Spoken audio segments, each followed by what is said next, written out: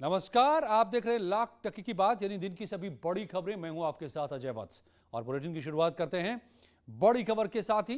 Piece party के नेता शादाब चौहान ने न्यूज 18 के डिबेट शो महाबहस के दौरान शर्मनाक बयान दिया है।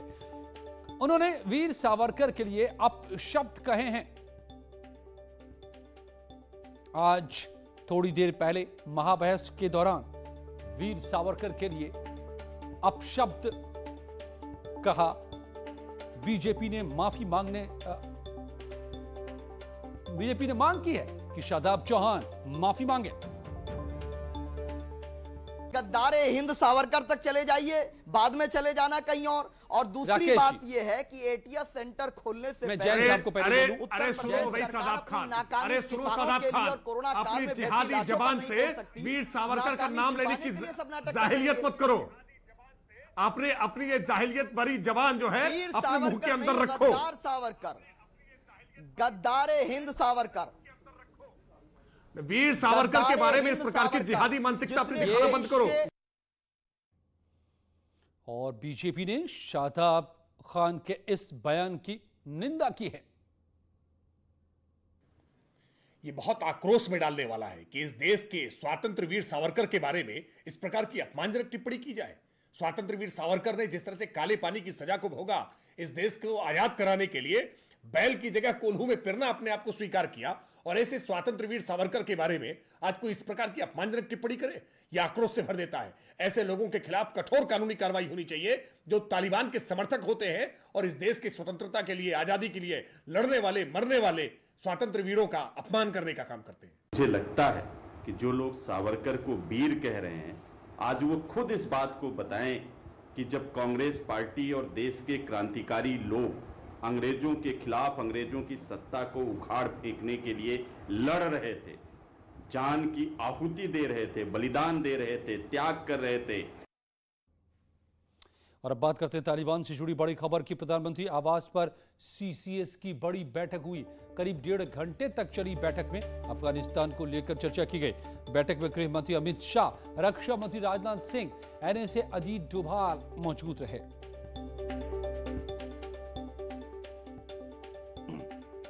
अनूप गुप्ता हमारे संवाददाता मेरे साथ जुड़ गए हैं दिल्ली से। अनूप, कोई बात निकल कर आ रही है? क्या बातें हुई?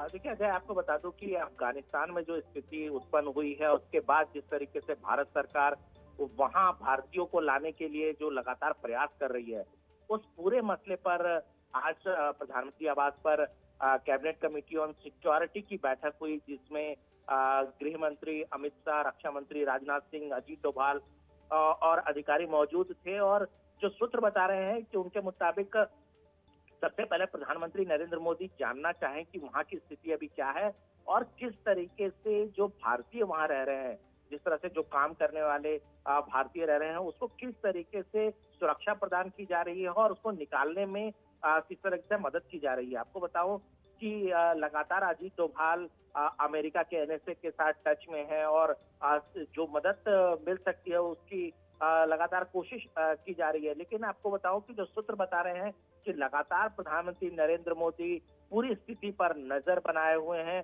और उनकी प्रायोरिटी, जो सूत्र बता रहे हैं कि अभी भारत सरकार की जो प्राथमिकता है वो है कि किसी भी तरीके से भारतीय जो अफगानिस्तान में है उनको किसी तरीके से कोई हानि नहीं होनी चाहिए और उसे वतन जो है वापस लाया जाना चाहिए। जी बिल्कुल, और वो सभी हम सभी भी ये उम्मीद कर रहे हैं कि जल्द से जल्द वो वतन वापसी करें। और इन्हीं बातों को लेकर प्रधानमंत्री की आवास पर ये बड़ी बैठक कैबिनेट कमेटी ऑन सिक्योरिटी की। और अफगानिस्तान की राजधानी काबुल में फंसे 150 भारतीयों की वतन वापसी हो गई है। C-17 ग्लोब मास्टर विमान के जरिए आईटीबीपी के 100 जवान और दूतावास के अधिकारी गाजियाबाद के हिंडन एयरबेस पर उतरने के बाद बस से अपने अपने घरों के लिए रवाना हुए। इस दौरान हमारे सहयोगी ने काबुल से भारतीय को वापस लाने वाले आईटीबीपी के ऑफिसर से खास बात की। को जो हालात वहाँ हुए थे और एक ऑपरेशन में थोड़ा व्यवधान पैदा हुआ था और बात काफ़ी बढ़ने वाली थी, उसको जिस तरह से हमने सुलझाया और जिस तरह से उससे हमने अपने लोगों को वहाँ निकाला और सुरक्षित निकाला। गवर्नमेंट ऑफ इंडिया ने जिस तरह से प्लान किया, ये तो जीवन भर याद रहेगी और बच्चों को भी कहानियाँ सुनाएंगे। नहीं, कोई एक ऐसा लम्हा जो आपके जहन में अभी भी मुझसे बात करते करते घूम रहा हो आपको, कि वो एक ऐसा लम्हा था कि जहां आपको लगा कि यहाँ मुझे अपना 100% देना है, अगर मैंने 99% भी दिया तो कुछ कमी रह जाएगी? नहीं, वही टाइम जब आपको लगता है कि करने का वक्त आ गया है, तो उस टाइम बस आपके अंदर वो कमांडो वाली फीलिंग आ जाती है। आप कमर कस लेते हैं और आपको कफन बांध के चल देते हैं, और इसीलिए आप सफलता को अगर या तो इस पार या उस पार।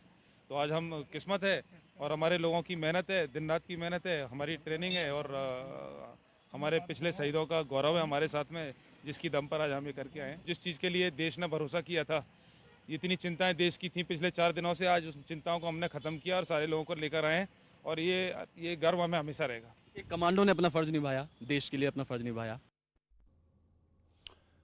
सिर्फ देवबंद ही नहीं बल्कि यूपी में एटीएस के 11 कमांड सेंटर बनेंगे। 10 जिलों में एटीएस यूनिट के लिए जमीन आवंटित कर दी गई है। मेरठ, अलीगढ़, श्रावस्ती, बहराइच, ग्रेटर नोएडा, आजमगढ़, कानपुर, मिर्जापुर, देवबंद में एटीएस कमांड सेंटर के लिए जमीन आवंटित हो गई है, जबकि वाराणसी और झांसी में जल्द ही जमीन आवंटित की जाएगी। तो 10 कमांड सेंटर बनाए गए हैं, जिसको लेकर आज सियासी बातें होती रही देवबंद को लेकर। दरअसल ये 10 वो जगह हैं जहां पर एटीएस के कमांड सेंटर बनाए गए हैं।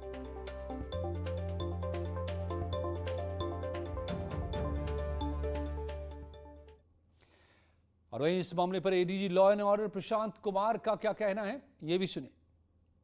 उत्तर प्रदेश शासन के द्वारा एसटीएफ तथा एटीएस को और प्रभावी तथा सुदृढ़ करने का प्रयास किया जा रहा है। इसके लिए आवश्यक अनुदान भी दिए जा रहे हैं।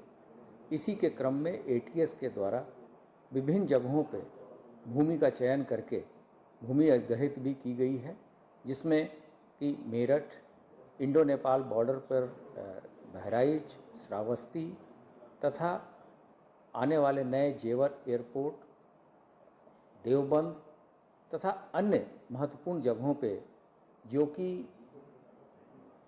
ऑपरेशनल दृष्टिकोण से आवश्यक तथा संवेदनशील है, यहाँ पर एटीएस की नई यूनिट खोली जा रही है।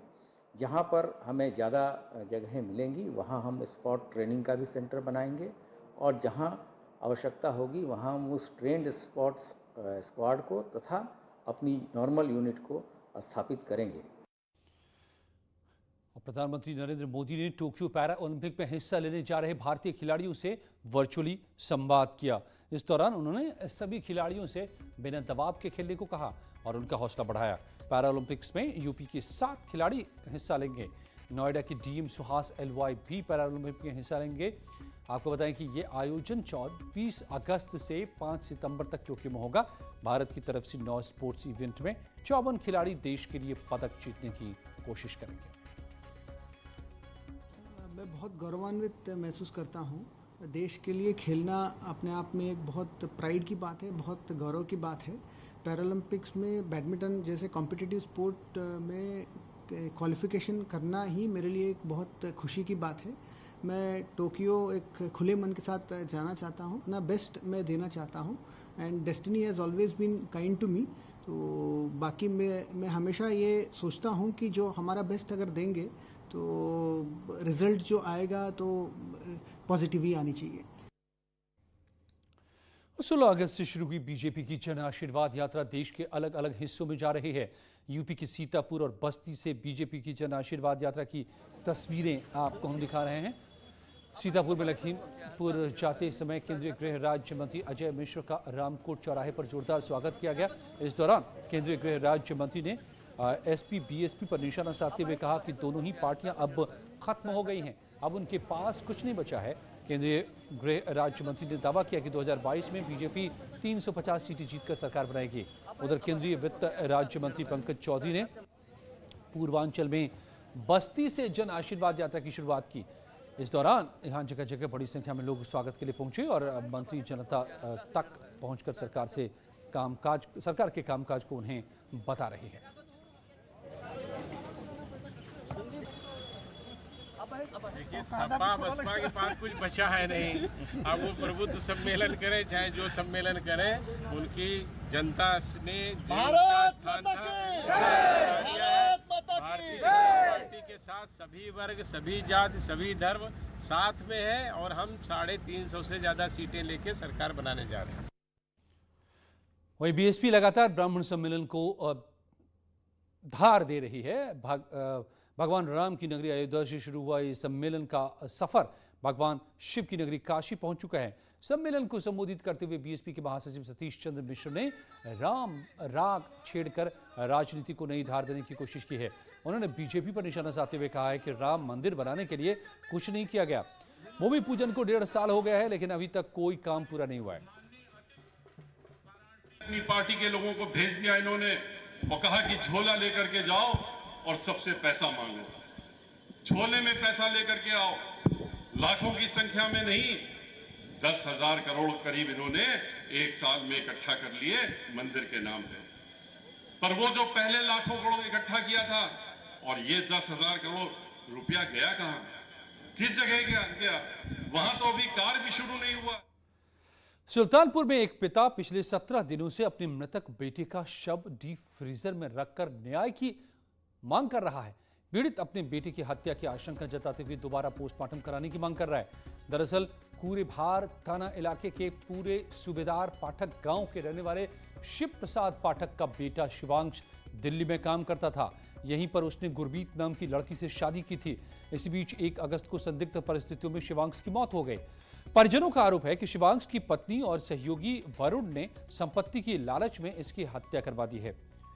परिजनों ने थाने में तहरीर दी है, लेकिन मुकदमा दर्ज नहीं हुआ। प्रशासन ने जब उसकी गुहार नहीं सुनी तो उसने कोर्ट का दरवाजा खटखटाया।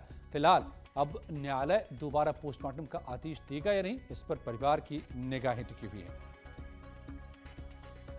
घटना में ये दिल्ली में बच्चा रह रहा था, उसका अपना कारोबार था और वहीं पर साजिश के तहत उसके पार्टनर, वाइफ और उसके साले और ससुर मिल के उसके साथ वारदात किया।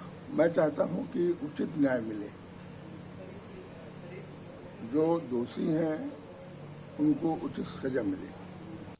अलीगढ़ का नाम बदलने की तैयारी की जा रही है। शहर का नाम बदलकर हरिगढ़ किए जाने का प्रस्ताव सरकार को भेजा गया है। अलीगढ़ जिला पंचायत की पहली बैठक में नाम बदले जाने को लेकर मंथन किया गया। बैठक में ब्लॉक प्रमुख और अतौली ब्लॉक प्रमुख की तरफ से हरिगढ़ नाम किए जाने का प्रस्ताव रखा गया। दोनों ने कहा कि पहले अलीगढ़ का नाम हरिगढ़ ही था। आपसी सहमति से इस प्रस्ताव को मंजूर कर लिया गया। अब इस पर आखिरी फैसला शासन को लेना होगा। कल बोर्ड की मीटिंग में हमारे 5 प्रस्ताव पास हुए, जिसमें से अलीगढ़ का नाम हरिगढ़ रखने पर सभी ने सहमति जताई और पास भी हुआ। बहुत ही बढ़िया बात है। ये नाम हरि भगवान के नाम पर है और जब हम उसका नाम पुकारेंगे तो हरि का नाम ही निकलेगा, जिससे कि सबका उद्धार होता है। इसलिए हरिगढ़ अच्छा नाम है। मेरा तो ख्याल ये थी कि हरिगढ़ ही रहेगा तो बढ़िया है, क्योंकि जो पुराना नाम है, अब ऐसा लगा बाप दादा मर जाए तो उनका नाम बदल जाएगा। लौटते हैं कुछ ही पलों में दिन की और भी बड़ी खबरों के साथ।